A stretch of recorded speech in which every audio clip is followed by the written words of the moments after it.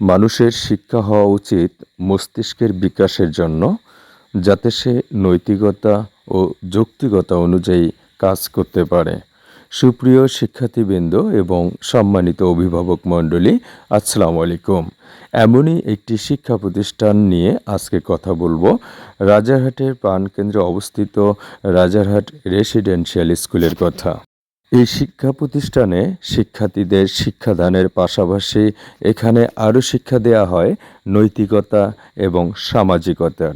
শিক্ষার্থীদের শিক্ষার মান উন্নয়নের লক্ষ্যে আমরা ব্যতিক্রমধর্মী কিছু পদক্ষেপ হাতে নিয়েছি।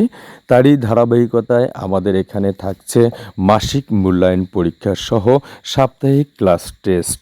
এছাড়াও থাকছে দুর্বল ও অতি দুর্বল শিক্ষার্থীদের পৃথক করে তাদের জন্য স্পেশাল ব্যবস্থা। আমরা এটাতে বিশ্বাসী, প্রত্যেক শিক্ষার্থীদের মেধা আছে, অর্থাৎ মেধা আপনার বিকশিত করার দায়িত্ব আমাদের। এই উক্তিটি বাস্তবায়নের লক্ষ্যে আমরা আমাদের প্রতিষ্ঠান থেকে নিরলস কাজ করে যাচ্ছি। আমরা এটাতেও বিশ্বাসী, শিক্ষার্থীদের সফলতা শিক্ষকদের গর্বের বিষয়।